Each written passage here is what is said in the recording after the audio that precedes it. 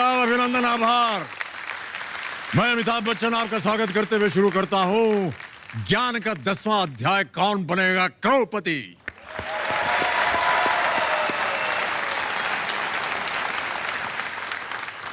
देवियों सज्जनों, आज की शुरुआत मैं एक प्रेरक कहानी से करना चाहूंगा।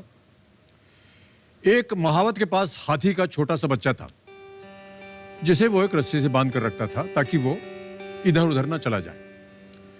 धीरे धीरे हाथी को यह विश्वास हो गया कि जब तक उसके पैरों में यह रस्सी बंधी है वो भाग नहीं सकता। फिर हाथी बड़ा हो गया, बलशाली हुआ, और उसकी सोच बलशाली नहीं हो पाई, क्योंकि उसकी सोच वहीं तक सीमित थी कि वो इस पतली रस्सी को तोड़ नहीं सकता, जबकि वो एक झटके में उसे तोड़कर आजाद हो सकता था। एक विशाल हाथी स्वयं को ही कमजोर मानकर पतले सी रस्सी के सहारे बंधा रहा। कहानी का तात्पर्य यह है कि हम सबके दिमाग में भी एक रस्सी होती है, और वो रस्सी है शंका की, डाउट की, असमंजस की रस्सी। और शंका की जिस रस्सी को गजराज नहीं तोड़ पाए, उसे तोड़ दिया मेरे सामने बैठे गजानन जी ने।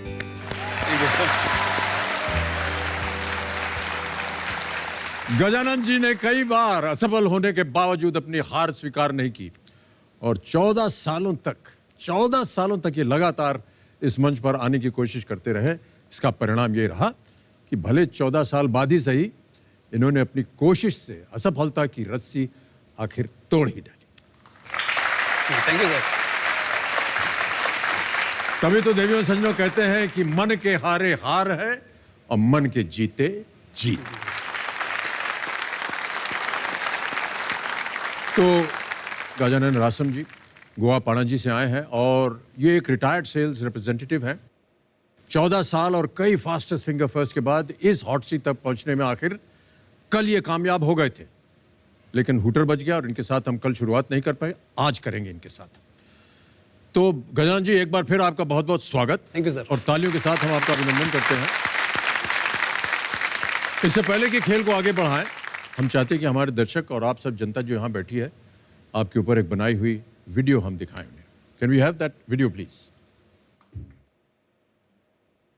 मेरा नाम गजानन रासम है। मैं गोवा से मिरामार से आया हूँ। मैं 60 साल का नौजवान हूँ। मैं भारत पेट्रोलियम में काम करता था। गए साल अगस्त में मैं रिटायर्ड हो गया। 37 ईयर्स काम किया मैंने भारत पेट्रोलियम में। मेरे वाइफ है, उसका नाम विद्या है। वो बैंक ऑफ महाराष्ट्र में काम करती है। मेरी वाइफ की और मेरी बहुत अच्छी रिलेशन है, और हम बहुत प्यार भी है। वो बैंक में काम करती है, और मेरा सब जो पैसा आता है वो उनके अकाउंट में जाता है। हर सुबह मैं उनके पास से 100-200 रुपये मांग के लेता हूँ। सर, मुझे लगता है हर एक आदमी हस्बैंड वाइफ को डरता है, तो ऐसा मैं भी हस्बैंड नहीं हूँ ना। केबीसी ना सिर्फ ज्ञान, संपत्ति, मान, सम्मान, प्रतिष्ठा देता है, वो लोगों से मिलने का बड़ा काम भी करता है, बड़ा काम भी करता है।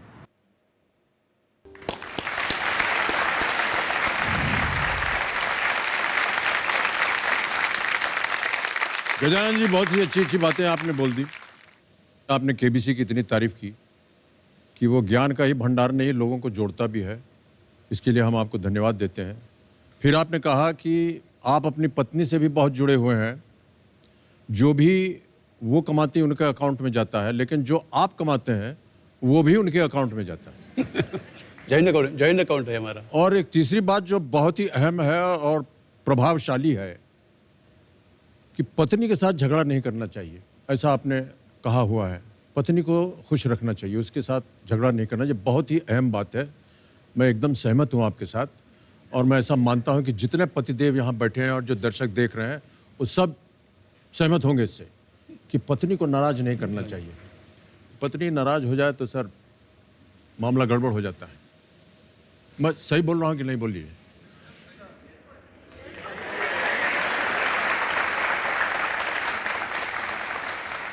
थोड़ा सा समय लगा बिल्कुल बोलने में। पहले जितने मर्द थे वो सब ऐसे ऐसे हिला रहे थे सर, बाद में महिलाओं ने सर हिलाया। सर, एक बात बोलना चाहता हूँ मैं। जी जी। जब 14 साल के अंदर ना मैं 3 टाइम ऑडिशन के लिए आया था, तो वो 3 टाइम में कम से कम मैंने आधा इंडिया से, साउथ से, केरला से, महाराष्ट्र, कर्नाटक से मैंने 22 फ्रेंड जमा मुझे मिल गए। वही एक्चुअली मैं रहता हूँ गोवा में। एक मेरा फ्रेंड जो अभी आया है मेरे जोड़ीदार, वो केरला से है। मेरे एक फ्रेंड है इसके वजह से मिले मुझे फ्रॉम महाराष्ट्र, एक हुबली से, एक वो भी आई है हुबली से।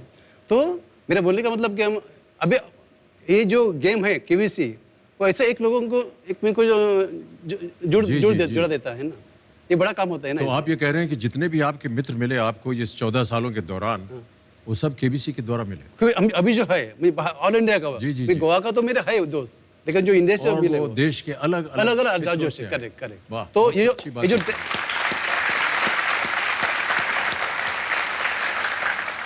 तो आप यहाँ पर, जैसे कि आप कह रहे थे, आप कंपेनियन के रूप में अपनी पत्नी को लाए हैं। उनका नाम विद्या जी है। प्रणाम करता हूँ आपको विद्या जी, और बहुत बहुत स्वागत आपका हमारे इस कार्यक्रम में। नमस्ते सर।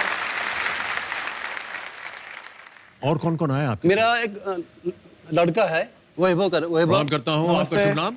वैभव। प्रभव।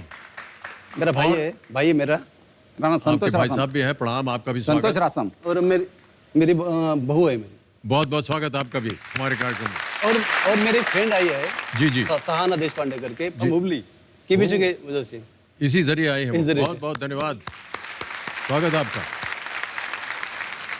बहुत अच्छी बात कही आपने। देश के कोने कोने से लोगों को आपने अपना मित्र बनाया इस केबीसी कार्यक्रम के द्वारा, और आज वो एक साथ मिल करके आपके साथ यहाँ आए हुए हैं। आशीर्वाद उनका बना रहे आपके साथ। गजानन जी, बहुत जल्दी आपको मैं सबसे पहले जो खेल के नियम है वो समझा देता हूँ। देखिए, यहाँ पर एक अभी खड़ा होगा धनालय। ये है प्रश्नों का धनालय। 15 प्रश्न इसमें आएंगे। 1000 से शुरुआत होगी, बढ़ते बढ़ते आप जाएंगे 15वें प्रश्न, जिसका मूल्य है 1 करोड़ रुपए।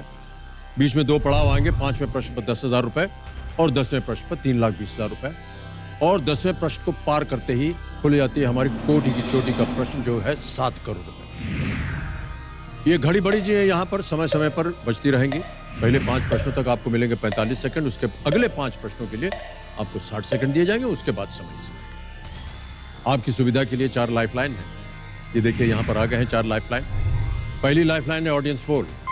यहाँ की जनता जो है बहुत ही होनहार शिक्षित जनता होती है, इनसे आप उत्तर मांग सकते हैं। दूसरी लाइफलाइन है 50-50, 2 गलत ऑप्शन मिट जाएंगे। तीसरी लाइफलाइन है जोड़ीदार। आप अपने साथ किसे लाए हैं जोड़ीदार के रूप में? विमल कुमार फ्रॉम केरला। नमस्कार और बहुत बहुत स्वागत आपका। जोड़ीदार का शुभ नाम है विमल कुमार। नमस्ते सर। और मैं बता दूं अपने दर्शकों को कि विमल कुमार जी गजानन जी के साथ ऑडिशन में आते रहे केबीसी पे, और वहीं से इनकी मित्रता बनी, और आज ये इनके जोड़ीदार के रूप में यहाँ पर विराजमान है। बहुत बहुत स्वागत। और चौथी और आखिरी लाइफलाइन है ask the expert. Video call के द्वारा हमारे जो एक्सपर्ट हैं आज के, उनसे आप बातचीत कर सकते हैं, प्रश्न पूछ सकते हैं, वो उत्तर देंगे आपको। तो देवी सज्जनों, मैं आपको बता दूं कि आज जो हमारे एक्सपर्ट हैं वो बहुत ही प्रख्यात कवि और पत्रकार हैं, जिनका नाम है आलोक श्रीवास्तव।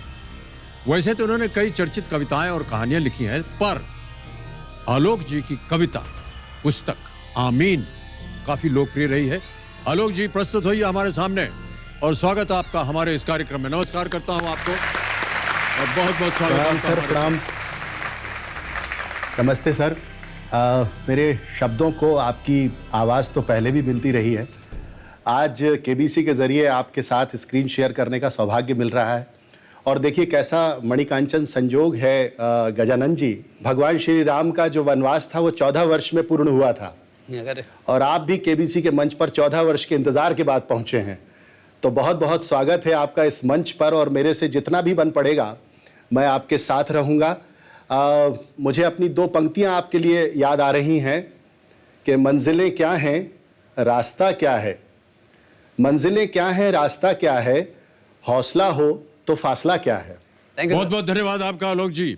और इन शब्दों के साथ इनका हम हौसला बढ़ाएंगे गजानन जी का। तो आलोक जी, मैं आपको बता दूं कि खेल के पूरे दौरान तक हमारे साथ रहेंगे। जब कभी भी आपको इनकी आवश्यकता पड़े, आप इनसे उत्तर मांग सकते हैं। लेट्स प्ले कौन बनेगा करोड़पति। गजानन जी, हमारी शुभकामनाएं हैं आपके साथ। 14 साल का इसको आप वनवास समझ लीजिए। उसके बाद आप आए हैं, और जब हम आपके साथ कल मिले थे तो आपने कहा ये भरत मिलाप है। नहीं, मैं सोचता हूँ कि मन में आप मेरे बड़े बड़े भैया ये बड़ी कृपा है मैं आपकी। आपका छोटा भाई भरत हूँ, ऐसा सोचता हूँ मैं। बहुत बहुत धन्यवाद आपका। तो गजानन जी तैयार हो जाइए, पहला प्रश्न आ रहा है आपके सामने, 1000 रुपए इसका मूल्य, और वो प्रश्न आपके सामने ये रहा। सत्यजीत रे की इस फिल्म के शीर्षक को पूरा करें। शतरंज के dash. Complete this title of a film bye Satyajit रे, शतरंज के डैश। ऑप्शन सुनिए, ए खेल, बी वजीर, सी मोहरे, डी खिलाड़ी।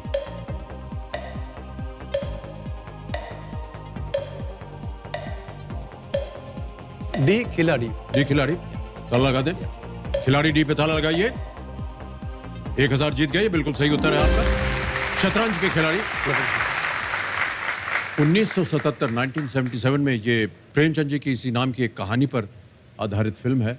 सत्यजीत रे जी ने उसको बनाई थी और बहुत ही सुंदर फिल्म थी। पता नहीं आपने उसे देखी देखा नहीं? देखा। कभी अवसर मिले तो देखिएगा। देखा भी जी, नहीं, जी। देखा ही है। आगे बढ़ते हैं। दूसरा प्रश्न, 2000 रुपए आपकी स्क्रीन के ऊपर ये रहा।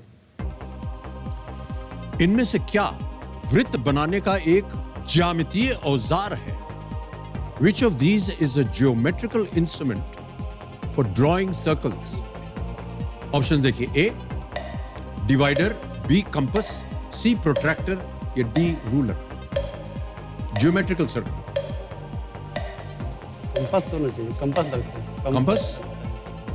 ताला लगाएंगे इस पे? या बी कंपस पे ताला लगाइए। आप सही हैं, 2000 जीत गए। कंपस का इस्तेमाल वृत्ताकार आकृति बनाने के लिए किया जाता है। इसके एक भाग में पेंसिल या पेन लगाने की जगह होती है, जहां पर पेन या पेंसिल लगाकर गोलाकार आकृति बनाई जा सकती है। आपने कभी बनाया है इसे? बनाया बचपन में। बचपन में बनाया था, स्कूल वगैरह में। ऑलराइट, तो 2 प्रश्नों का सही उत्तर दे दिया आपने। आगे बढ़ते हैं तीसरे प्रश्न पर। इसका मूल्य है 3000 रुपए और वो आपके स्क्रीन के ऊपर ये रहा। ये किस एयरलाइन का लोगो है? अभी आपको एक लोगो दिखाया जाएगा, आपको बताना है कि ये किस एयरलाइन का logo. Can we have the image please?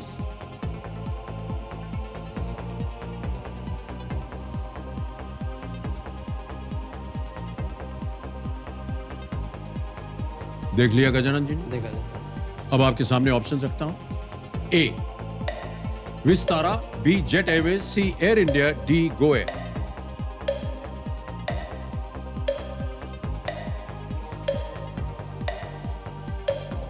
ये ले लाइफ लाइन लेगा। लाइफलाइन लेंगे? शांत हो जाए घड़ी बड़ी जी, बड़ी जल्दी लाइफलाइन ले लिया आपने गजानन जी। ये कौन सी? याद नहीं होता, देखा ही नहीं, याद नहीं किसका है वो। देखा है? देखा है लेकिन याद नहीं आ रहा है। कौन सी लाइफलाइन लेंगे? ऑडियंस।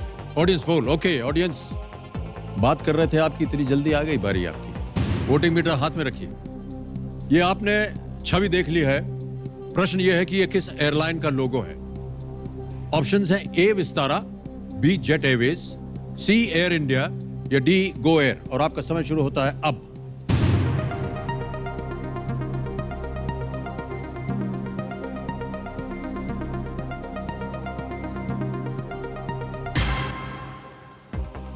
एयर इंडिया को सबसे ज्यादा प्रतिशत दिया गया है, 77%। सी। जनता के साथ जाएंगे? Yeah, yes, sir. ऑलराइट, सी एयर इंडिया पे ताला लगाया जाए कंप्यूटर जी। देखें जनता सही है या नहीं। क्या सोच रहे थे आप? ये लोगो आपने कभी देखा नहीं है? देखा था मैं किसका मुझे याद नहीं आ रहा था, इसलिए वही। लेकिन जनता को याद था और उन्होंने सही उत्तर दिया है। Well played. Thank you.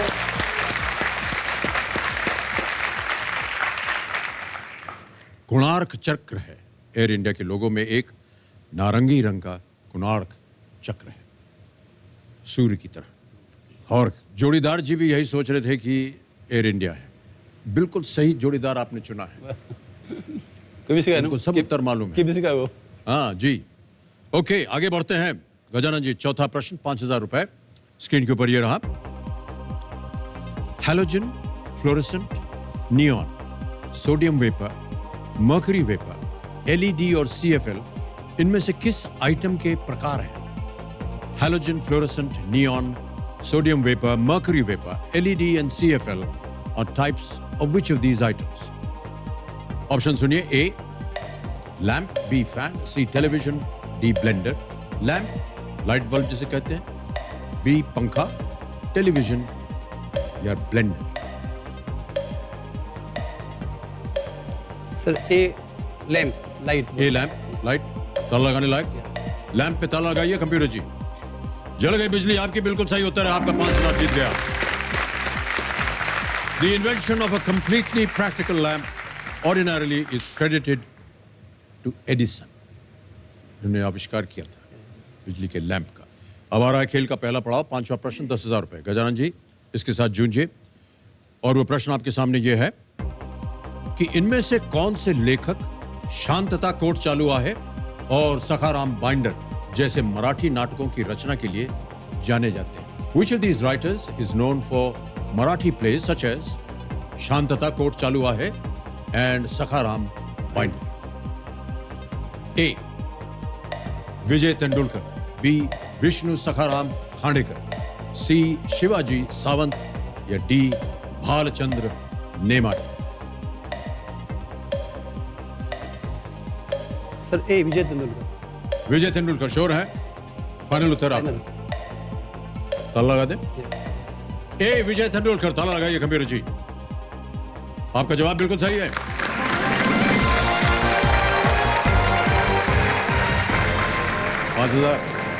प्रश्न था, 10,000 हो गया आपका।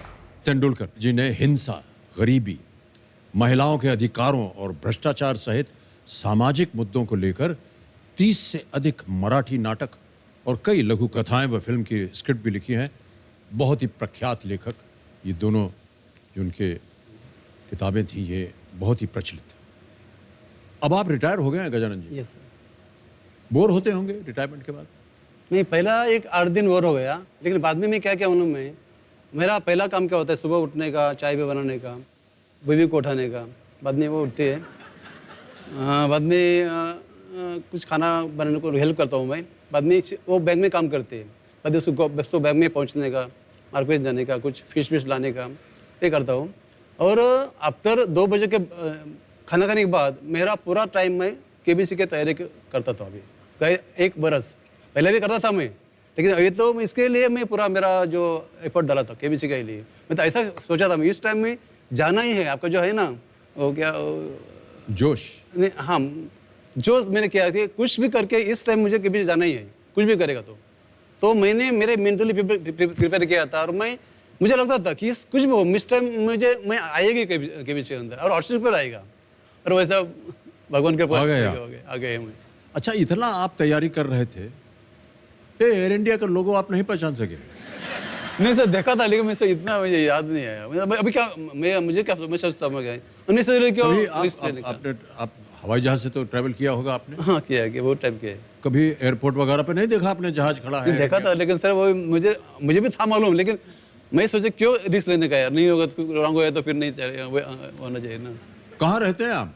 गोवा पणजी में रहता। पणजी वहाँ हवाई जहाज उड़ते हुए नहीं देखा आपने कहीं? नहीं, वो वास्को में है ना, उधर वो ऊपर जाता है दिखता नहीं उधर से। वास्को में हमारा एयरपोर्ट है, दाबोलिम में। वो जो उसकी पूंछ होती है ना हवाई जहाज की, उसी के ऊपर सब लोगो लगा रहता है। देखा था, लेकिन मुझे याद नहीं रहा। अब शायद जिंदगी भर आप नहीं भूलेंगे। अभी नहीं बोलेगा। अभी नहीं बोलेगा। अच्छा, तो खाना वाना पकाने के बाद आप अपना पूरा समय जो है पुराने खाने पकड़ता हूँ, मदद करता हूँ, हेल्प करता हूँ। ठीक है। नहीं, मदद करने में बनाना ही होता है ना, और क्या होता है? पुराने हो गया। हाँ, मतलब पत्नी के साथ आप खाना बनाते हैं? बना दिया।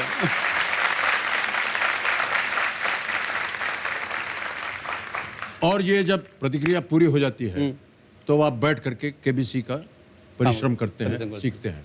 करेक्ट। केवल यही करते हैं कि और कुछ भी करते हैं? और मेरा एक हॉबी है, फिशिंग का हॉबी है मेरा। फिशिंग करने का हॉबी है। अच्छा। अभी तक मैंने जो बड़ा पीस निकाला है फिश मच्छी, वो 12 किलो का निकाला फिश बड़ा। 12 किलो का मच्छी। उसको गोवा में बोलता है चणक, बोलते हैं चणक। सड़क? हाँ, चणक। इंग्लिश में बोलते हैं उसको व्हाइट स्नैपर। व्हाइट स्नैपर बोलते हैं वो फिश को बोलते हैं। व्हाइट स्नैपर क्यों बोलते हैं? व्हाइट स्नैपर उसका जो स्किन होता है ना वो शाइनिंग होता है, व्हाइट होता है जैसा, इसलिए बोलते हैं। और वो कटती है ऐसे नहीं स्नैप करके ना? नहीं, वो और जो फिश है ना वो सबसे टेस्टीस्ट फिश है। वो टेस्टी होते हैं और महंगा भी होता है। ऐसा जो मार्केट। कहाँ फिशिंग करते हैं आप? मांडवी रिवर में? हाँ, रिवर में। मैं उधर रहता हूँ ना, मांडवी के पास रहता हूँ। मैं उधर करता हूँ। वो मेरा हॉबी है। अभी तक मैंने ये बड़ा निकाला है वो 4-5 किलो का कुछ गिनती नहीं है उसकी, ऐसे बहुत फिश निकाले। बहुत ज्यादा निकालते क्योंकि मेरे हैं। ये जो मच्छी निकलती है क्या करते हैं, बाजार में बेचते हैं या इसको नहीं घर नहीं पे पकाते हैं? हाँ, क्या करते हैं उन्होंने, मैं बाजार मच्छी लगी ना तो मैं जाता हूँ मार्केट में, बाद में उसको बड़ा काट के लाता हूँ, मतलब उसका जो बीच का जो हड्डी होता है अलग करता है, ये अलग करता है, बाद में उसको स्लाइस मारने का घर लाने का, और जो हड्डी है वो फेंकने का नहीं, उसको बड़ा टुकड़ा करने का, वो उससे कड़ी अच्छा होता है, बेस्ट होता है कड़ी। क्या अच्छा होता है? करी वो हड्डी की कड़ी बनती है? एकदम बेस्ट होती है। नहीं, करी में थोड़ा मांस भी होता है ना। नहीं सर, जब वो फिश काटता है तो मच्छी को थोड़ा मांस भी लगा होता है, और बाद में क्या उन्होंने घर में जाने का, उसको साफ करने का, थोड़ा हल्दी धनिया बिनिया सब हो, और ये कोकोनट वो इम्पोर्टेंट है। भाई साहब आप कुछ भी बोल लीजिए, ये जो हड्डी की कड़ी आपने बोली ना, ये हमको पच नहीं रही है अंदर। नहीं बहुत अच्छा। हमारे यहाँ पता नहीं यहाँ कितने लोग हैं, जैसे कड़ी चावल बनता है तो कड़ी बढ़िया बेसन की उसको बनती है, वो कड़ी है, उसको हम बोलते हैं। ये हड्डी की कड़ी हमने पहली बार सुना है। हड्डी मतलब क्या है, उसके अंदर मांस भी होता है, मांस। हाँ, उस हड्डी में जो ये होता है, टेस्ट होता है, वो सब कड़ी के अंदर आता है। अच्छा, हड्डी का हाँ टेस्ट तो कड़ी में आता है, और बाद में क्या उन्हें कड़ी का बनाने का, तो क्या हड्डी भी चबानी पड़ती है? हड्डी फेंक देने का। तो आपने कहा कि फेंकना नहीं है हड्डी। फेंकना मतलब खाने का टाइम फेंक देने का, लाने का टाइम लेके आने का। लाने के टाइम नहीं, अभी आप मार्केट में गए, मच्छी काटा, वो जो बीच में का है ना, वो वहाँ फेंकने का नहीं, वो लेके आने का। अच्छा। और चावल लेने का, उसको डालने का, और एक थिंग है, जब मच्छी करी खाएगा ना, हाथ धोने का, और ये चम्मच में नहीं लगाने का, हाथ से खाने का, वो रियल टेस्ट है मच्छी खाने का। फिश करी खाने का जो टेस्ट है ना, हाथ से खाना चाहिए, तो आपका टेस्ट आएगा। और बाद में जो फ्रेश बनाया ना फिश, उसको फ्राई करने का और ये खाने का। वो मैं तो सोचता हूँ हमारे अलग से है, फिश फ्राई अलग। मैं तो सोचता हूँ हमारे गाँव के जो लोग है ना, ये जो खाना खाएगा तो बोलेगा 5 स्टार के ऊपर खाना, बढ़िया खाना बन गया, बहुत बढ़िया खाना, ऐसा हमको लगेगा। सर बहुत बढ़िया आप बनाते हैं खाना। और मुझे उसने सिखाया, वाइफ ने। इतनी देर आप बोलते रहे, तब तक आपने ये नहीं बोला कि उन्होंने सिखाया। तो उनको लगेगा बुरा, इसलिए आपने बोल दिया जल्दी। गुस्सा आएगा ना, ना गुस्सा आएगा तो कहिए सही। ओके भाई साहब, सुनकर के अच्छी लग रहा है मुझे बातें, लेकिन मैं मच्छी खाता नहीं हूँ, इसलिए हमको थोड़ा सा ज्ञान आपने दे दिया है। हमारे घर में लोग सब खाते हैं, पत्नी जी है बंगाल से है, उनको बिना मच्छी खाए चलता नहीं है। गोवा का वैसा ही हमने भी शुरू में खाना शुरू किया था, लेकिन सर वो क्या है, वो हड्डी फंस गई गले में। वो तो तब से हम डर गए, वो हड्डी से हम बहुत डेंजर है। कभी गोवा में आएगा तो हम हमारे घर में आएगा। सर गोवा में आएंगे तो फिर वो हड्डी की कड़ी भी नहीं, हड्डी का नहीं बनेगा, अच्छा फिश का बनाएगा। अच्छा अलग से बनाएगा, अच्छा फिश का बनाएगा। ओके चलिए गजानन जी आगे बढ़ते हैं। अब आ रहा है छठा प्रश्न, इसका मूल्य है 20,000 रुपए। तैयार है? अगला प्रश्न, छठा प्रश्न आपकी स्क्रीन के ऊपर ये रहा।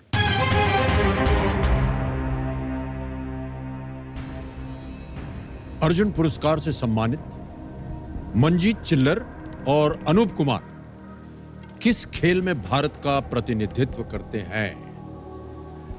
Arjuna awardees Manjeet Chhillar and Anup Kumar represent India in which sport? घड़ी बड़ी जी अब आपको 60 सेकंड देंगे और आपके ऑप्शंस हैं ये: ए वॉलीबॉल, बी कबड्डी, सी खो खो, डी जूडो।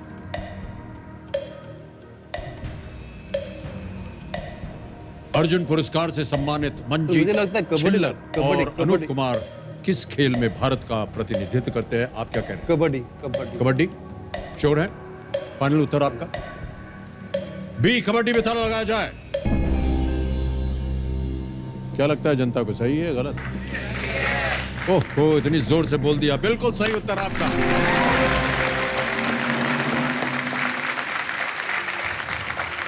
दो 2016 कबड्डी वर्ल्ड कप में अनूप कुमार की कप्तानी में ही भारत ने विश्व कप पर कब्जा किया था। मंजीत चिल्लर भी 2016 वर्ल्ड कप जीतने वाली भारतीय टीम का हिस्सा थे। ये दोनों बेहतरीन ऑलराउंडर हैं, रेडर भी हैं और डिफेंडर भी हैं। ओके गजानन जी, ये बिल्कुल सही उत्तर था आपका। अब आगे बढ़ते हैं 7वें प्रश्न पर। इसका मूल्य है 40,000 रुपए। 7वां प्रश्न स्क्रीन के ऊपर ये रहा। इस क्लिप में किस किरदार का परिचय दिया जा रहा है? The introduction of which character is shown in this clip. अब ऑप्शंस रखता हूं आपके सामने। ए जोधाबाई, बी सुरैया, सी अनारकली या डी बहार।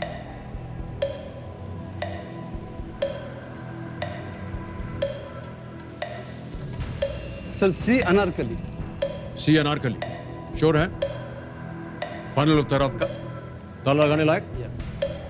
अनारकली सी पे ताला लगाइए। कंप्यूटर जी देखें सही है या नहीं। आप बिल्कुल सही है और 40,000 जीत रहे आप।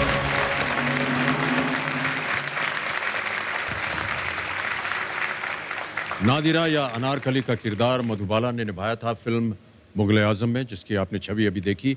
बादशाह अकबर ने उन्हें अनारकली का नाम दिया था। तो ये फिल्म देखी थी आपने? मैं देखी। बहुत ही सुंदर फिल्म है। भाई साहब, एक थोड़ा सा व्यक्तिगत प्रश्न पूछना चाहूंगा पूछो, आपसे। पूछो, पूछो। पर्सनल। No problem. मैं जैसे ही यहाँ पर प्रश्न रखता हूँ और ऑप्शन रखता हूँ, आप पढ़ने के बाद एक उंगली उठाते हैं, फिर दूसरी उंगली उठाते हैं, फिर कुछ सोचते हैं और फिर जवाब दे देते हैं। कल मैं रात को ना मुझे बहुत फायरिंग पड़ी बीबी की। अच्छा। हाँ, वो बोलती क्या मैं आपको सब आता है लेकिन आप बहुत जल्दीबाजी करती है। वो क्या बोलती है, आपको क्वेश्चन का आंसर आता होगा तो भी आप 2 टाइम पढ़ो। तो मैं एक टाइम, ये 2 पत्नी टाइम। की देन है। हाँ। तो मुझे उसने वार्निंग दी है। मैं पीछे से देख रही हूँ, इसलिए मैं ऊपर ऐसे देखता हूँ ना, दिखाता है उसको ऐसा। नहीं तो क्या मन में कल रात को जाना है, घर जा रात को ना, घर जाना है ना मेरे। तो मैं ऐसा करता, मतलब उसने देखा एक किया उसने, फिर 2 किया। हाँ, ठीक है। बाद में मैं मुझे आता होगा तो भी मैं ऐसा करता हूँ। अभी रात को तो बहुत फायरिंग। मैंने बिल्कुल सही कहा आपने। आप जो है सर, ये आपको याद रहा कि पत्नी ने बताया, लेकिन पत्नी जी की एक छोटी सी कंप्लेन है। आप उनका जन्मदिन भूल जाते हैं, आप एनिवर्सरी भूल जाते हैं। ये सही है कि नहीं? सही है। पत्नी जी, ये सही है? हाँ सही है सर। ये भूल जाते हैं? हाँ, मुझे याद दिलाना पड़ता है। परसों ही उसका बर्थडे था। मुझे मालूम नहीं था। मैं सोया रात को घर में, 12 बजे मेरे दोनों लड़के टक टक टक करते डोर को। मैं डर गया, क्या हो गया, रात को क्यों आए। तो बाद में केक भी लो, हैप्पी बर्थडे हैप्पी बर्थडे। अरे बाबा, मैं बाद में मैं चालू होशियार है ना, हैप्पी बर्थडे टू हमें भी चालू किया है ना। अच्छा, मैं भूल गया था, रियली भूल गया। लेकिन मैं बाद में एक्टिंग किया, हैप्पी बर्थडे टू। बहुत बहुत बधाई सर आपको। आप बहुत सक्षम एक्टर हैं और इसी तरह एक्टिंग करते रहिएगा। और अपने पुत्रों से जो भी आपके सहायता जिन्होंने खड़खड़ाया था, उनको बोलिएगा बार बार एनिवर्सरी के दिन, बर्थडे के दिन आकर के हमको बता दिया करो, ठीक है? नहीं, बच जाएंगे। हम तो मतलब डरता नहीं मैं, लेकिन डरता हूँ कभी कभी, ऐसा नहीं है। तो दोनों चीज आप बोल रहे हैं। आप बोल रहे हैं डरता नहीं और फिर भी डरते हैं।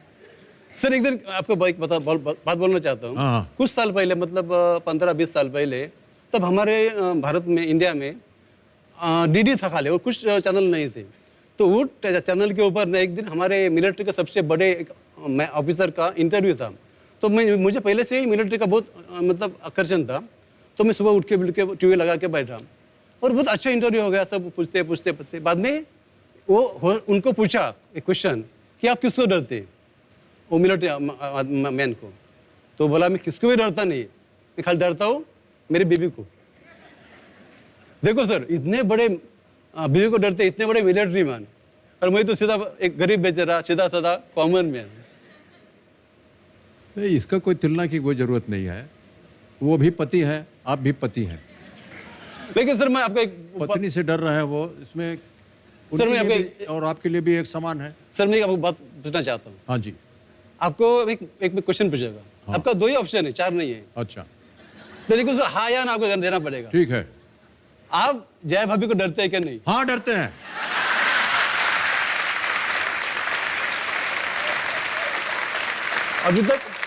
अभी तक मैंने देखे थे बीवी को डरने वाले मिलिट्री मैन, अभी तक मैंने देखा था बीवी को डरने वाला कॉमन मैन, लेकिन आज देखे बीवी को डरने वाले एंग्री मैन।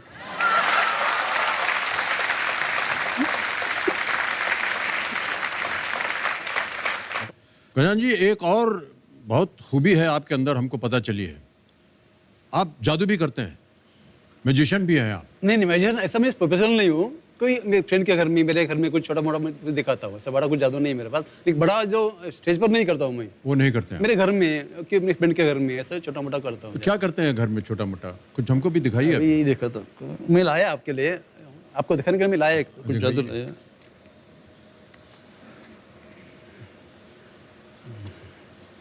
ये क्या है? ये मेरे पास एक 100 का नोट है, मतलब एक्चुअली ये नकली है क्योंकि नकली है? हाँ, असली चाहिए आपको? नहीं असली नहीं चाहिए, अभी नहीं चाहिए। नहीं, मैं आपको दे सकता हूँ। नहीं मेरे पास है। नहीं, बाद में 100 रुपया दे दूंगा। बाद में दे दो। नहीं, ले लीजिए। नहीं, ऐसी भी क्या बात है? नहीं ये मेरा ले है लीजिए ना, आप। मैं लाया है ना। अरे भाई साहब, मैं बोल रहा हूँ ना, हम लाए हैं अपने पास, जेब में है हमारे। देखिए, तो बाद में लेगा। अच्छा ठहर जाइए, हम ऐसे छोड़ेंगे नहीं, छोड़ेंगे आपको। आप जो भी जादू दिखाने जा रहे हैं, पता नहीं वो उसमें जादू ऑलरेडी हो पहले से। तो इसमें सर नहीं होएगा, वो जादू का नोट है, उसमें नहीं होएगा। वो जादू का नोट है ना सर, ये जादू का नोट है, वो आपका असली नोट है ना, कैसा होएगा? जादू का नोट में जादू होएगा ना, असली में नहीं होएगा ना। नहीं, अगर इसको आप गायब कर देंगे कोई फर्क नहीं पड़ेगा। उनका ये नहीं, किनका है? उनका मतलब असली नोट नहीं ना, वो असली है ना। नहीं भाई साहब, ये हमारा है। असली है, लेकिन नहीं उनका मतलब असली है आपका। हाँ, रिजर्व बैंक का है। असली है। तो अभी एक एक्चुअली क्या होना, मैं असली नोट यूज कर सकता हूँ, लेकिन असली नोट का विद्रोह भी करना एक कानूनन गुनाह है। ओह। इसलिए मैं नहीं, ये नकली नोट ले। हाँ, ये तो सही है। वो तो इसलिए भी नहीं है। तो अभी ये मेरे पास एक नोट है, देखो। हाँ, आपने देखा? अभी मैं इसको एक जादू करता हूँ।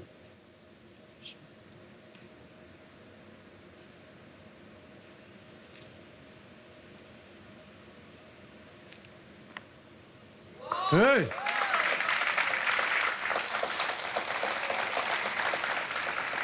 आपका आप हाँ, ये हम ही हैं। नहीं ओके, कैसे किया आपने ये? तो आपको मैं दिखाएगा बिहाइंड कैमरा, अभी नहीं दिखेगा, चाहिए तो। अभी तो समझ क्या मालूम है, इसके ऊपर बहुत से लोग का उनका पेट है, बहुत से लोगों को। सही है। तो दिखाएगा, सबको मालूम पड़े तो कुछ वैल्यू रहेगा नहीं ना। हाँ, सही है। तो आपको चाहिए तो मैं आपको दिखाएगा बाद में। अब मुझे दिखाइएगा इसके बाद। लेकिन ये बात आपने सही कही कि असली नोट के साथ नहीं अगर करना आप- चाहिए, वो कानून गुनाह है, हाँ, वो इसलिए गुनाह है। मैंने नहीं किया ये। हमसे भी कई बार लोग आकर के नोट देते हैं ऑटोग्राफ के लिए, हम उसमें नहीं करना चाहिए। क्योंकि वो रुक जाता है नोट, वो ऑटोग्राफ रख लेते हैं, फिर उसका सर्कुलेशन नहीं होता। नहीं होता है। भाई साहब, बहुत बहुत बधाई आपको। अब बताइएगा कैसे किया आपने। हाँ, दिखाएगा। और कोई ट्रिक है क्या आपके पास? और एक है, हाँ, आपका अभी नोट चलेगा, असली नोट चलेगा। नोट चलेगा अभी, असली नोट। हाँ, नोट दे रहा हूँ। कौन से भी 100 का 500 का भी चलेगा, ये चलेगा। 500 रुपया है। हाँ, देखा चलेगा, 500 भी चलेगा। अभी मेरे पास एक कार्ड है, एक रानी का है, क्वीन है। ये देखा। ओके, अभी मैं नोट लिया सर के पास, नोट लिया मैंने, आपने देखा। अभी मैं जादू करता हूँ।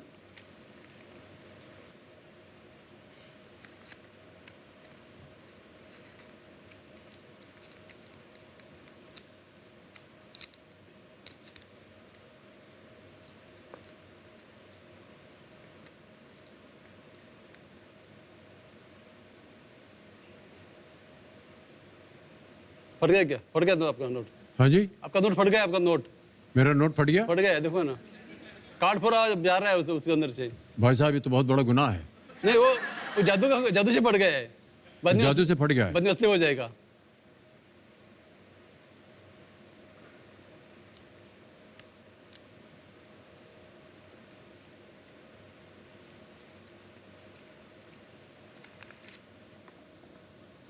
ये देखो गया।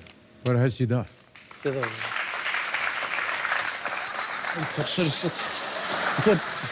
सॉरी नहीं, आप रख लीजिए। नहीं, आदत है सर। नहीं, आप रख सकते हैं। वो क्या मालूम है? नहीं, रख लीजिए। नहीं, क्या होता मैंने नहीं, सुना। वो क्या मेरे को आदत क्या होता मालूम है, सुबह ना मैं वाइफ के वजह से पैसा मांग के लेता हूँ, वही आदत डालने को। Sorry sir. बहुत बहुत धन्यवाद आपका।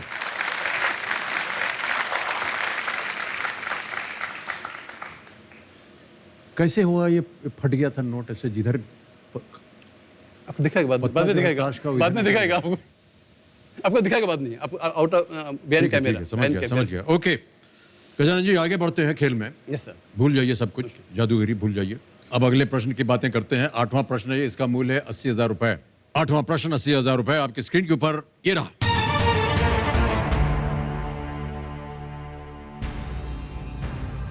ये किस व्यवसायी की आवाज है?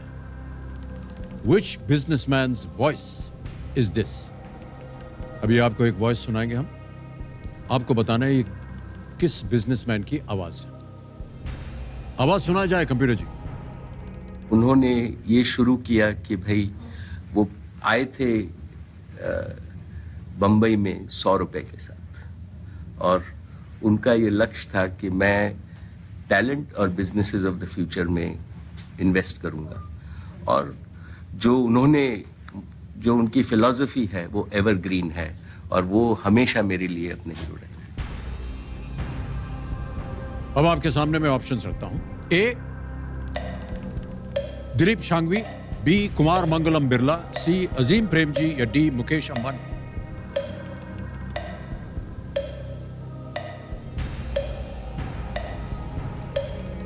Sir D Mukesh Ambani. Sure है? पहले उत्तर आपका। Yes sir. ताला लगा दें? कबीर महाशय डी पे ताला लगाइए। जोड़ीदार जी क्या लगता है आपको, सही है या नहीं? ऐसा लगता है। सही है। 80,000 जीत गए, बिल्कुल सही उत्तर आपका। वेल प्लेड गजानन जी।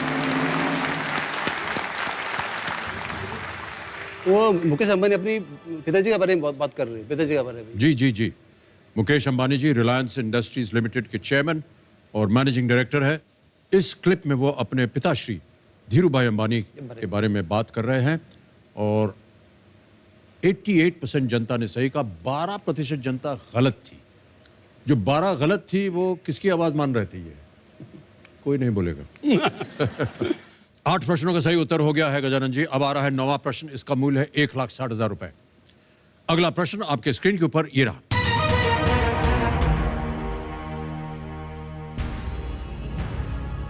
$1990 के दशक के इन प्रधानमंत्रियों में से किसने भारत के प्रधानमंत्री के रूप में अपना कार्यकाल पूरा किया था?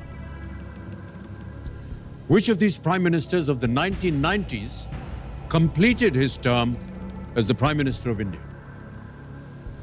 ऑप्शन सुनिए। सर एक मिनट, एक मिनट सर, पेपर तो दशक मतलब 90 में, 1990s के 91 to 90 दशक में।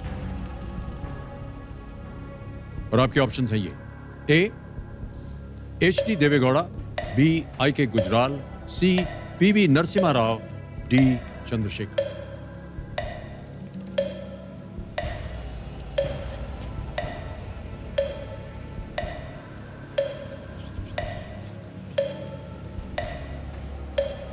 Sir P V Narasimha Rao. P V. Narasimha Rao. या सोच लिया अच्छी तरह। या फाइनल उत्तर आपका लॉक कर दिया जाए। कर दिया। सी पी.वी. नरसिम्हा राव। ताला लगाइए कंप्यूटर जी। आप सही हैं बिल्कुल, और 1,60,000 रुपए जीत लिया। पी.वी. नरसिम्हा राव जी ने full term between 1991 and 1996। HD. Devegowda around 11 months, 11 महीने। आई.के. गुजराल साहब वो भी तकरीबन 11 महीने उनका कार्यकाल रहा, और चंद्रशेखर जी तकरीबन 6 महीने, अराउंड 6 मंथ्स। और आपको मैं बताना चाहता हूं कि आप पीछे नहीं देख पा रहे हैं, लेकिन पत्नी जी आपकी बहुत प्रसन्न है, बहुत खुश हैं, और प्रार्थना भी कर रही हैं, ताली भी बजा रही हैं, प्रोत्साहित कर रही हैं आपको। आज निश्चित रूप से आपके साथ वो झगड़ा नहीं करेंगी। ऑलराइट, 10वां प्रश्न आ रहा है 3,20,000 रुपए। तैयार हैं? Yes sir. 10वां प्रश्न 3,20,000 रुपए। स्क्रीन के ऊपर ये रहा।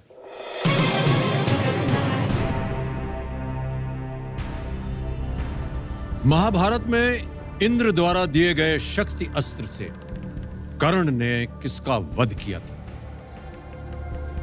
इन the Mahabharat whom did Karna kill with the शक्ति अस्त्र given to him by Indra? Option सुनिए। A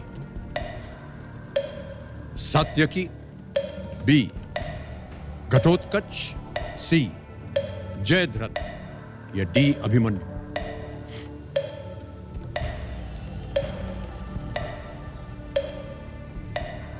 Satyaki, Ghatotkach, Jayadrath, D Abhimanyu. Sir it B Ghatotkach, Ghatotkach. B Ghatotkach, sure है? श्योर, फाइनल उत्तर आपका, ताला लगा दें? लगा दे। कबीर महाशय, बी घटोत्कच पे ताला लगाइए, बताइए कि सही उत्तर है या नहीं। 3,20,000 जीत गए, ये बिल्कुल सही उत्तर आपका।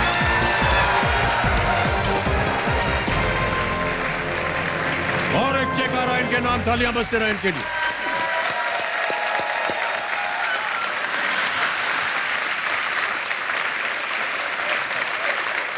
ये 3,20,000 रुपए का चेक आपके नाम, ये आपका हो गया। कवच और कुंडल के बदले इंद्र ने कर्ण को शक्ति अस्त्र दिया था। इसका इस्तेमाल वो सिर्फ एक बार कर सकता था।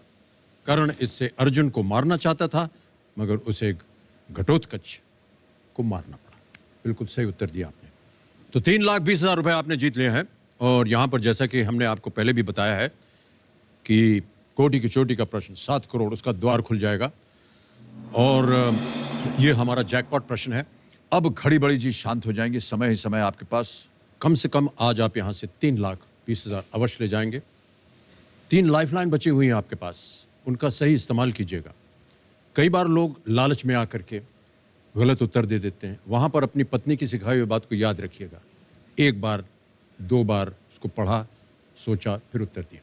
ओके, 11वां प्रश्न है, 6,40,000 रुपए। गजानन जी, आपके स्क्रीन के ऊपर ये रहा।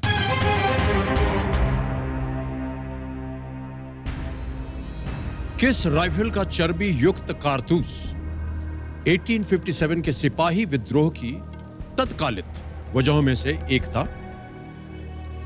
Greased cartridges of which rifle was one of the immediate causes of the 1857 Sepoy uprising? और आपके ऑप्शंस हैं ये: A. Enfield, B. Martini Henry, C. Ferguson, D. BSc.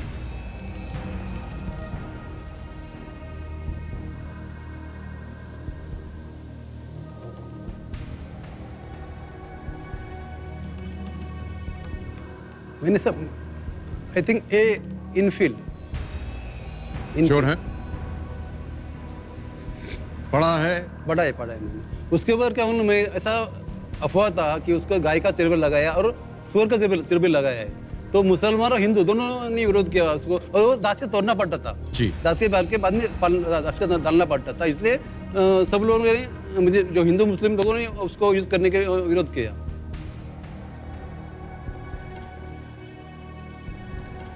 आप कह रहे हैं एनफील्ड? इनफील्ड।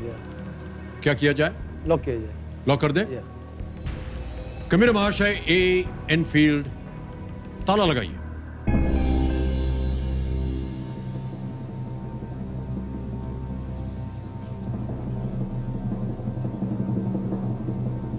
$6,40,000 जीत गए, ये बिल्कुल सही उत्तर आपका।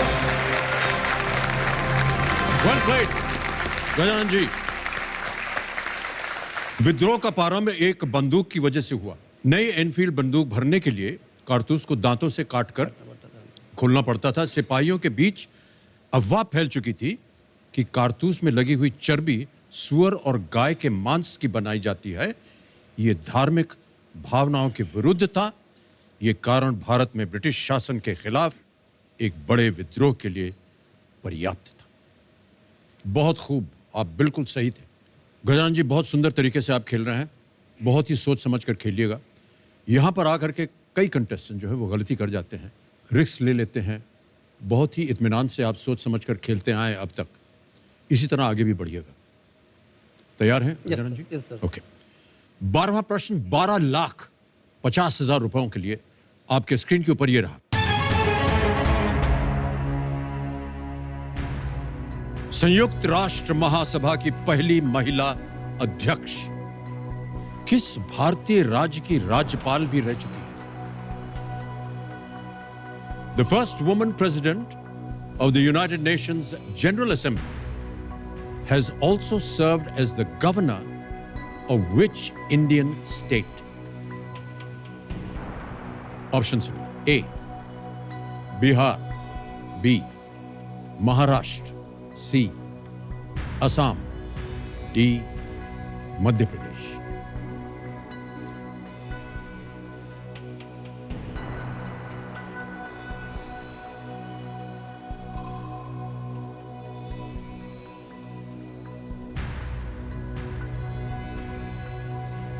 वो ही थी ना अपनी विजयलक्ष्मी पंडित थी, राष्ट्र पंडित, वो महासभा के अध्यक्ष थी विजयलक्ष्मी पंडित। अभी मुझे लगता है मध्य प्रदेश के हो सकते हैं, मध्य प्रदेश की, बिहार को तो नहीं, असम नहीं, बिहार, मध्य प्रदेश लगता है, मध्य प्रदेश। मुझे इसका उत्तर नहीं मालूम गजानन जी,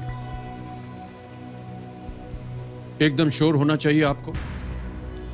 सही उत्तर आपको देंगे 1250, गलत आपको नीचे ले आएंगे 320 पर। और 3 लाइफलाइन है आपके पास, अगर आप चाहें तो उनका इस्तेमाल करें, लेकिन हम आपको रोकेंगे नहीं, आप जो भी उत्तर देना चाहें। मध्य प्रदेश लगता है, मध्य प्रदेश।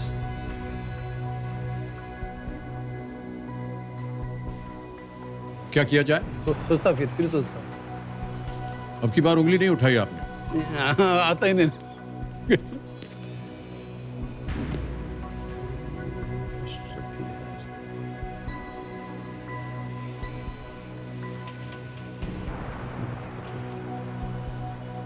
सर मैं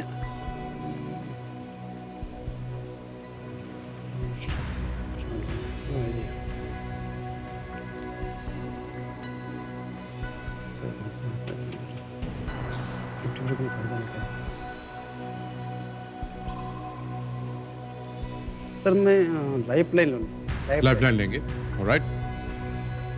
कौन सी? एक्सपर्ट लेगा। Expert advice, alright. कमिश्नर महाशय Gajanan ji ask the expert का इस्तेमाल करना चाहेंगे, इसे अंकित किया जाए। और आलोक जी, बारी आ गई आपकी, प्रकट होइए हमारे सामने और मदद कीजिए गजानन जी की। आलोक जी, आपको मैं एक प्रश्न पढ़ के सुनाऊंगा, उसके बाद आपको मैं बताऊंगा 4 ऑप्शंस, और उसके बाद आपको मिलेंगे 60 सेकंड उत्तर देने के लिए। पहले प्रश्न सुनिए। संयुक्त राष्ट्र महासभा की पहली महिला अध्यक्ष किस भारतीय राज्य की राज्यपाल भी रह चुकी हैं? The first woman president of the United Nations General Assembly has also served as the governor of which Indian state? और आपके ऑप्शंस हैं ये: ए बिहार, बी महाराष्ट्र, सी असम या डी मध्य प्रदेश। सर गजानन जी, मेरा रिश्ता पत्रकारिता से भी है, तो जहाँ तक मेरा गट फीलिंग कहता है कि महाराष्ट्र और बिहार में से एक है, but I am not sure. Maharashtra मुझे ज्यादा लग रहा है। महाराष्ट्र लग रहा है उनको। आप जी कुछ पूछना चाहेंगे उनसे? तो क्या लॉक करूँ? क्या लॉक करूँ महाराष्ट्र? हाँ, आप महाराष्ट्र पे जा सकते हैं। मतलब मुझे महाराष्ट्र ज्यादा लग रहा है और बिहार कम है, लेकिन महाराष्ट्र पे आप लॉक कर सकते हैं अगर मेरे पास आए हैं तो। मैं लेकिन डिसीजन देखिए आपका है, क्योंकि मैं 2 स्टेट में कंफ्यूज हूं, लेकिन महाराष्ट्र में मैं 70-30% हूं। उनका समय समाप्त हो गया है। क्या करना चाहेंगे गजानन? महाराष्ट्र में जाएंगे? क्या किया जाए? लॉक किया जाए। कमिश्नर महाशय बी, महाराष्ट्र पे ताला लगाया जाए।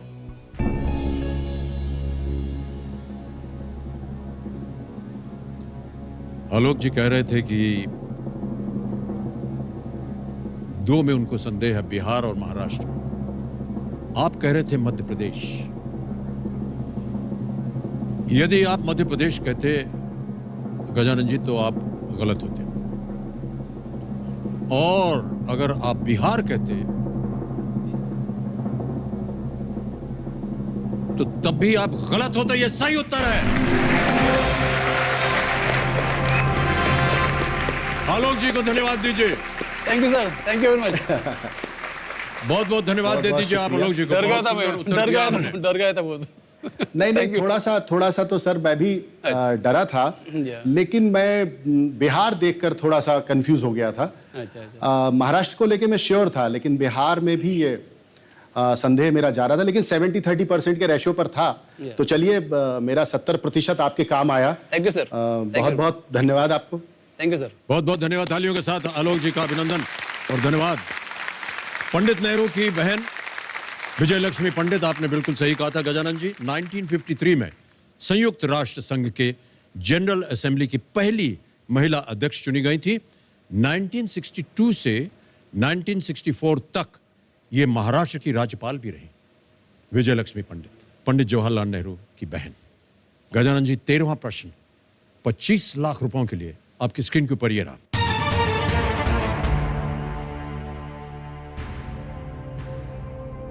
2019 में लॉन्च किया जाने वाला मिशन चंद्रयान 2 के लैंडर का नाम किस वैज्ञानिक के नाम पर रखा जाएगा? In whose honour will the lander of India's second lunar exploration mission Chandrayaan 2 scheduled for 2019 be named? Lander जो आने वाला है, लैंड करेगा वहां। ऑप्शंस रखता हूं आपके सामने।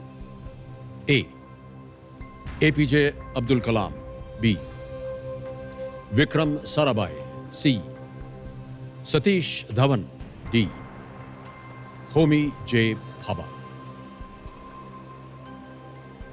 2019 में लॉन्च किया जाने वाला मिशन चंद्रयान 2 का नाम किस वैज्ञानिक के नाम? It is B Vikram Sarabhai. B Vikram Sarabhai. अच्छी तरह सोच लिया आपने? फाइनल उत्तर आप तो लगाने लायक? या लगा। विक्रम साराभाई कंप्यूटर जी, बी। ताला लगाइए।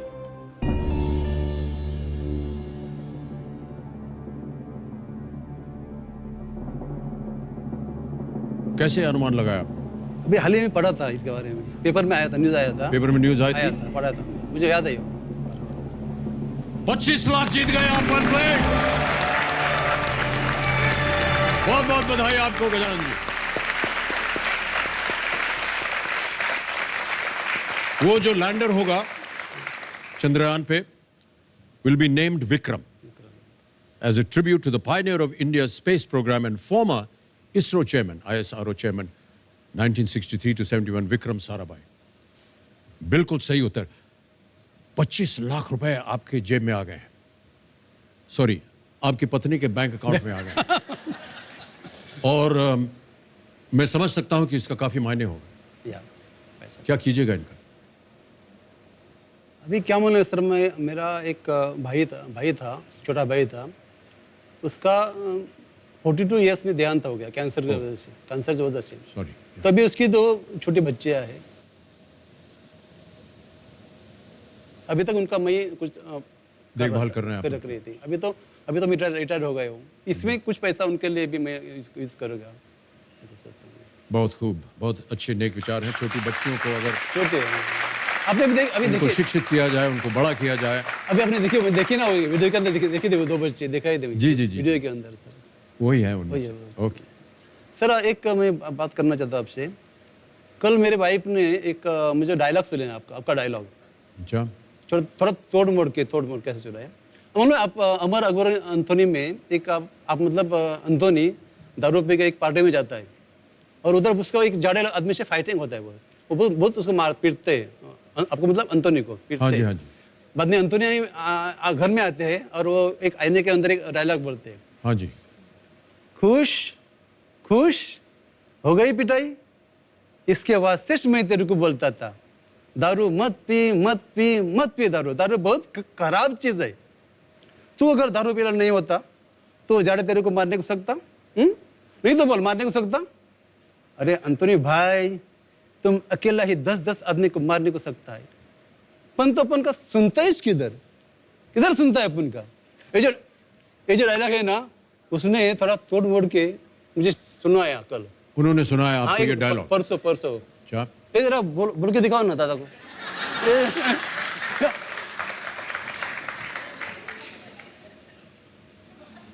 पत्नी जी, आपने जो डायलॉग इनको तोड़ मोड़ करके सुनाया था कल, वो कृपया करके जनता के लिए सुना दीजिए आज।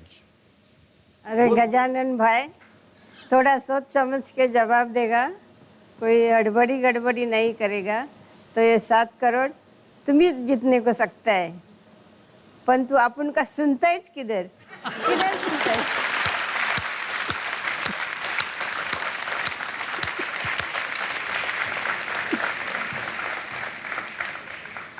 भाग्यवान अपनी पत्नी का सुनिए आप। सुनता है मुझे, बोल रहे वो हो कि ऐसा करता सुनता काय को है? ऐसा ही करता है ना। हाँ अच्छा, हाँ ये तो 2 तो हो गया अभी। अभी बहुत ध्यान से सुनिएगा। ओके चलो। बाप रे बाप, कहाँ कहाँ से याद दिलवा दी आपने। क्या साहब, ये जो वो जमाने की बात है जब हम बेल बॉटम पहना करते। हमने सुना है आपने भी कुछ बेल बॉटम वगैरह बनवाया था अभी उस सब जमाने में। सब जब मैं जवान था, 15-16 साल का जी। तब पूरे फिल्म इंडस्ट्री के अंदर आपके सब पिक्चर चला होते थे, अच्छा। करते थे, और तब आप वेल बॉटम डालते थे। हाँ जी। उस टाइम का फैशन था। हाँ, पजामा टाइप था एकदम। हाँ, ऐसा बड़ा इतना बड़ा लंबा होता था, बहुत इधर ज्यादा, टाइट होता था। हाँ। इतना नहीं था। तो अभी साहब मैं आपको इम्प्रेस करने नहीं बोल रहा हूँ। मेरा यहाँ आने का पहला मकसद आपको ही मिलना ही था। मेरा पैसा तो है, मैं नहीं बोलता है, बहुत बहुत धन्यवाद। पैसा सेकंड बात है, पहला आपका मिलना चाहता हूँ। क्या मालूम है, तब मैं जवान था, आप भी पिक्चर में सब फंसाए हुए थे, लेकिन मुझे तब मत आता था कि अमित जी को मिलना है, लेकिन कैसा मिलेगा। तब तो आपको मिलना है कि आपको देखना भी पॉसिबल, अभी भी नहीं, अभी भी है, तभी था, देखना भी पॉसिबल नहीं था। तो लेकिन जब केबीसी में आपका प्रोग्राम आया, टीवी के ऊपर 2000 में आया, अरे भाई एक तो तरीका है अमित जी को मिलने का, भले वो मुश्किल होएगा। तब मेरे पास तब खाली लैंडलाइन चलता था, ये मोबाइल कुछ नहीं था। तो मैंने तुरंत क्या किया, और तब लैंडलाइन मिलना भी इतना मुश्किल था, उसको 2-3 साल वेटिंग करनी पड़ती थी। मुझे 2004 में फोन मिला, और तब से मैं कोशिश कर रहे हैं। अच्छा, अभी क्वेश्चन है बेल बॉटम का। तब तो हमारा इतना कंडीशन अच्छा नहीं था, इतना मतलब मेरा इतना 2 पैंट सिलन का हमारा ये नहीं था, इज्जत नहीं था। तो भी मैंने बेल बॉटम 4 पैंट सिलाई, तब 4 बेल बॉटम पैंट ही 4 बेल बॉटम सिलवाए आपने? सिलवाए थे, क्योंकि मैं डालता था डालने के लिए, तो ऐसा बहुत मजा आता था डालने को। तो हाँ सर, वो बेल बॉटम क्या है, वो हवा बहुत आती है अंदर उससे, खुला होता है एकदम। लेकिन एक बार सर, अभी क्या है, अभी तो बहुत नैरो हो गया, पतली हो गई है। उसकी भी वजह है सर, हम गए एक सिनेमा घर में, आप बताऊंगा नहीं कौन सा सिनेमा घर है, पिक्चर देखने गए, वही बेल बॉटम पहन के। भाई साहब, एक चूहा घुस गया अंदर हमारे पैंट में, और उसको हमने यहीं इधर पकड़ लिया और पकड़ के फिर निकाला। अब क्या है सर, पतली मोरी वाला जो पजामा हम पहनते हैं या पैंट पहनते हैं, उसमें चूहा नहीं घुस पाएगा, इसीलिए ऐसे नैरो हो गया। लेकिन वो जमाने में इसकी एक ये दुविधा थी, ये ऐसे चलता था, एक तो हवा तो आती थी, वो अच्छा था, फैशन भी था, लेकिन ये सर चूहा वगैरह सब घुस जाते थे अंदर। तो सब वो जो आपने 4-5 बनवाए। हाँ, वो उसके अंदर का एक पेन में। तब आपका विवाह हुआ था? नहीं हुआ था ना, बच गई आप देवी जी। तो उसके अंदर का भी 2 पेन मैंने अभी तक मेरे पास, मैं डालता नहीं था, मैं रखा था याद के लिए। सर मैं आपको एक बात बताऊं, उसको संभाल के रखिएगा। नहीं, इस वजह से नहीं, क्योंकि फैशन जो है ना दुनिया में, वो रिपीट होता है। रिपीट होता है वो। अब ये देखिएगा 4-5 साल के अंदर वो वापस आ जाएगा बेल बॉटम फैशन में, तब उसको आप पहनिएगा। कोई बात नहीं सर, ये जो आपकी संभावना है और जितने भी आपके मन के अंदर हमारे प्रति जो स्नेह है, उसके लिए मैं आपको धन्यवाद करता हूँ और प्रणाम करता हूँ। नहीं सर, मैं तो फिर बोलता हूँ आपको मैं इम्प्रेस के लिए नहीं बोल रहा हूँ, इम्प्रेस करने के लिए, लेकिन मैं समझ गया सर। रियली उसी टाइम जो हमारे जैसे नौजवान थे, तो आपको देख के इंस्पायर हो रहे थे, क्या ऐसा करेगा। मैं आपका मैंने जंजर देखा तो मैं सोचा मैं भी इंस्पेक्टर बनेगा, ऐसा मैं सोच रहा था, लेकिन वो नहीं बन अच्छा वो नहीं बने, क्योंकि यहाँ पर अगले प्रश्न का उत्तर आप नहीं दे पाते। भाई साहब, जितनी पुरानी बातें हैं सब भूल जाइए, बेल बॉटम को भूल जाइए, जंजीर को भूल जाइए और अमर अकबर एंथनी को भूल जाइए। अगला प्रश्न जो है वो है 50 लाख का, और ये है 14वां प्रश्न। आपके पास अभी भी 2 लाइफलाइन बची हुई हैं, बहुत सोच समझ कर गजानन जी खेलिएगा। 14वां प्रश्न 50 लाख रुपए आपके स्क्रीन के ऊपर ये रहा।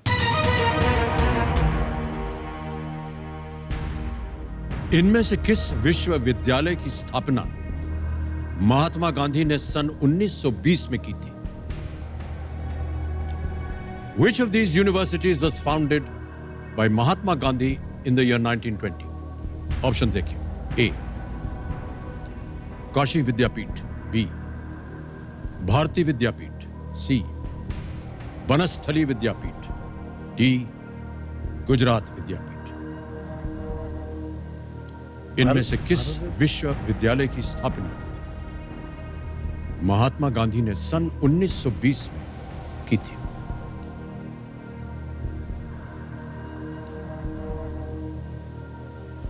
सर मुझे भारतीय तो नहीं हो सकता, भारतीय अभी अभी का है, काशी भी नहीं।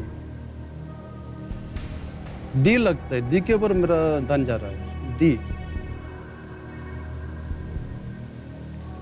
लगता है मुझे, डी गुजरात विद्यापीठ,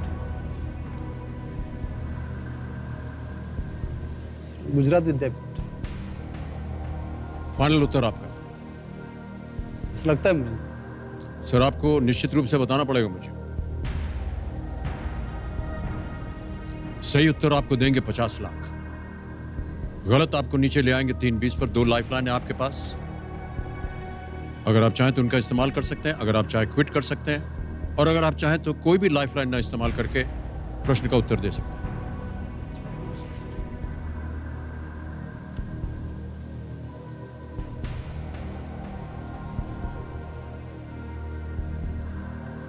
मुझे गुजरात का ध्यान पर मुझे लगता है, गुजरात। क्या करेंगे? लॉक करेंगे। कंप्यूटर महाशय, डी गुजरात विद्यापीठ पे ताला लगाया जाए। देखें ये 50 लाख रुपए जीत पाते हैं या नहीं।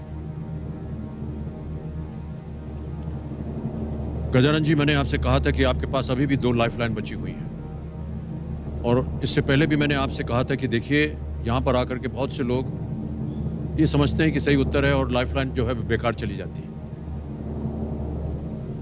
गजानन जी, मैं आपको बताना चाहता हूं कि आपकी दोनों लाइफलाइंस अभी भी जीवित हैं। ये बिल्कुल सही उत्तर। बहुत बहुत बधाई आपको। Well played, well played Gajanan ji. Thank you sir, thank you sir. बिल्कुल सही उत्तर है आपका। गुजरात विद्यापीठ की स्थापना महात्मा गांधी ने 18 अक्टूबर 1920 को अहमदाबाद में की थी, जो कि भारत में पूरी तरह से भारतीयों द्वारा स्वदेशी तौर तरीके से चलने वाली कुछ उच्च शिक्षण संस्थाओं में से एक थी। इस संस्थान को 1963 से डीम्ड यूनिवर्सिटी का दर्जा प्राप्त है। कैसे आपको ये उत्तर? नहीं, मैं पढ़ा था मेरा, लेकिन मुझे कंफ्यूजन था सी में और डी में, लेकिन सी में तो नहीं लगा। मैं पढ़ा था किधर भी, मतलब ध्यान में था मेरा डी का। वाह। भारतीय विद्यापीठ तो अभी हो गया, काशी विद्यापीठ तो उन्होंने नहीं किया, मुझे मालूम था जी। तो बचा 2 ही ऑप्शन, सी और डी। तो सी का थोड़ा वेटेज कम था और डी का बहुत था, तो मैंने डी का, मतलब मुझे मालूम था, मतलब कभी तो कहाँ पढ़ा था मुझे, ऐसा मुझे लगता था। बहुत बहुत बधाई एक बार फिर। गजानन जी, ये 14 सालों का परिश्रम यस सर, आज काम आया है। और आपको मिलने का परिश्रम, आप इसके लिए मैं सब किया मुझसे तो आप कहीं भी मिल सकते नहीं, कहाँ लेकिन मिलेगा, कहाँ ये जो आपको कहाँ मिल सकता है आपको? मान्यवर, अब आ रहा है 15वां प्रश्न। यह है 1 करोड़ रुपए का। इससे पहले कि मैं आगे बढ़ूं, आपको बता दूं, हम आशा करते हैं कि आप 1 करोड़ रुपए जीते, और इसके बाद हमें 7 करोड़ का प्रश्न आपके ऊपर डालना पड़ेगा। 16वां प्रश्न 7 करोड़ रुपए वाले प्रश्न पे आप लाइफलाइन इस्तेमाल नहीं कर सकते। गजानन जी, बहुत कम अवसर मिलता है मुझे ये वाक्य बोलने में। 15वां प्रश्न आ रहा है आपके सामने, इसका मूल्य है 1 करोड़ रुपए, और आपके पास 2 लाइफलाइन अभी भी बची हुई है, 50-50 और जोड़ीदार। इनका इस्तेमाल आप कर सकते हैं। 15वां प्रश्न 1 करोड़ रुपए आपके स्क्रीन के ऊपर। गजानन जी, ये रहा।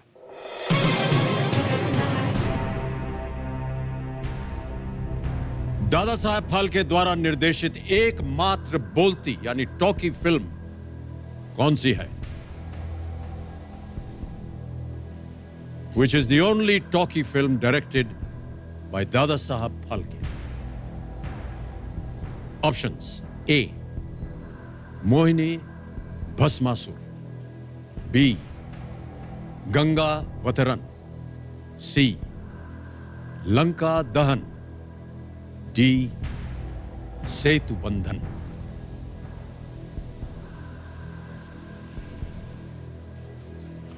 सर मुझे लगता है मोहिनी भस्मासुर या लंका दहन, दोनों में मुझे डाउट है।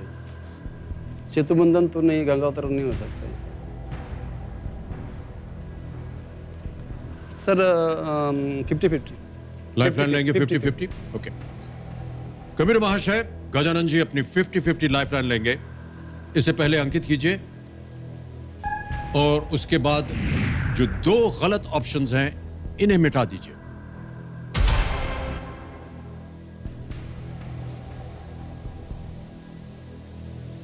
जिन दोनों पे आपका ध्यान था वो दोनों मिट गए। बचा है बी गंगावतरण, डी सेतु बंधन। एक सही है, एक गलत है। सर जोड़ीदार जोड़ीदार को भी बुलाना चाहेंगे। एक और लाइफलाइन इस्तेमाल करेंगे गजानन जी। जोड़ीदार की लाइफलाइन से अंकित किया जाए। और विमल कुमार जी आइए और मदद कीजिए इनकी। तालियों के साथ आपका स्वागत।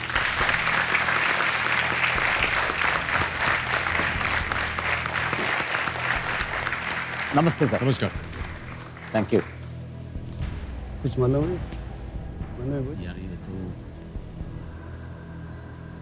मालूम है तो नहीं ये तो पक्का नहीं है, मुझे पक्का नहीं आती। गंगावतरण मैं पहले ही बोला था मेरे को पक्का नहीं आते हैं, क्योंकि गंगावतरण ऐसा मुझे लगता है। ये भी इनको भी क्या करेगा गंगा। ये आप दोनों में बातचीत हो जाए, आप सलाह मशवरा कर लीजिए। सही उत्तर आपको देंगे 1 करोड़। आपके पास कोई लाइफलाइन नहीं बची है। अगर सही हुआ तो 1 करोड़, अगर गलत हो गया तो नीचे गिर जाएंगे आप 3-20 पर। किसी भी समय आप गेम क्विट कर सकते हैं। 50 लाख आप जीत रहे हैं। अगर आप खेलना चाहते हैं तो हम आपको रोकेंगे नहीं। आप सलाह मशवरा कर लीजिए और हमें उत्तर बताइए।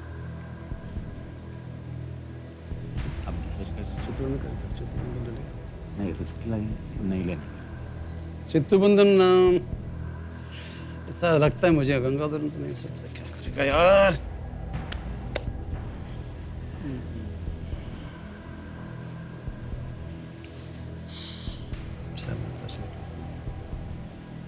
उसका एक ही मात्र फिल्म है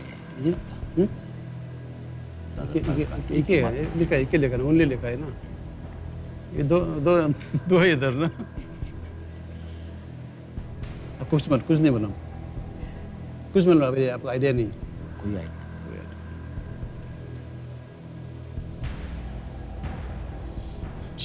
सेतु बंधन मुझे लगता है। दादा साहब फल के द्वारा निर्देशित एकमात्र बोलती टॉकी फिल्म कौन सी है?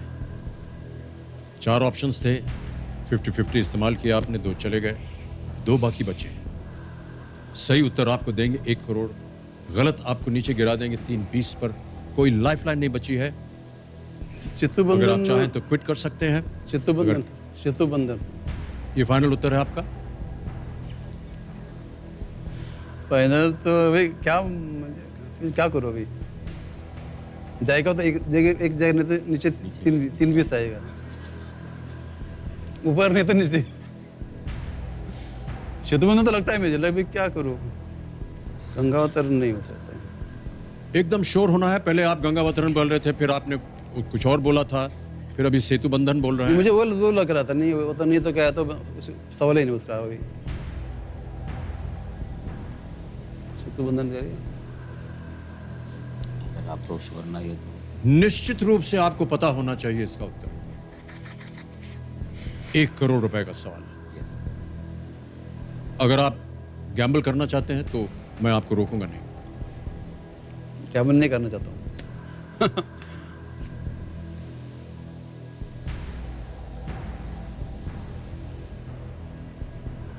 क्या करेगा? नहीं क्विट करेगा। I think better we quit. ये तो फाइनल डिसीजन आपका है। हिंदी में कहावत है, सहज सलामत पगड़ी 50। तो मैं क्विट करना चाहता हूँ।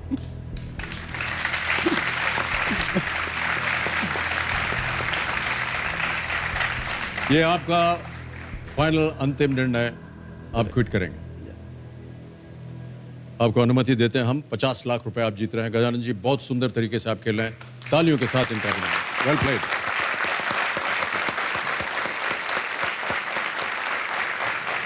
अब आप किसी एक को गेस कीजिए। डी सेतु बंधन। डी सेतु बंधन पे ताला लगा जाए कंप्यूटर जी, देखें ये सही है या नहीं। मान्यवर, ये गलत उत्तर। पहला मैंने गंगावतरण सही उत्तर है। पकड़े 50। बच गए आप। बस ये फिल्म 1937 में रिलीज हुई थी। बतौर निर्देशक ये उनकी आखिरी फिल्म थी, दादा साहब फाल्के। 50 लाख रुपए आप जीतते हैं। बहुत बहुत बधाई आपको।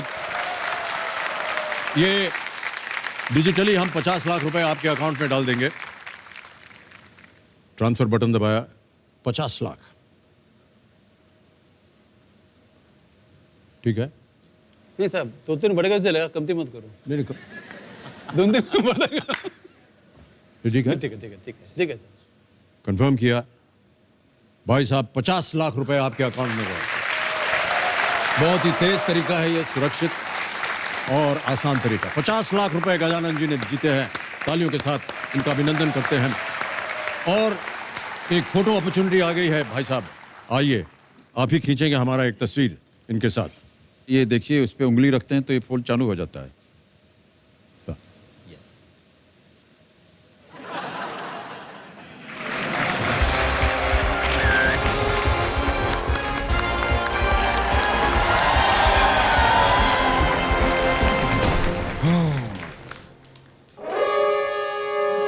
अरे, हुटर बच गया।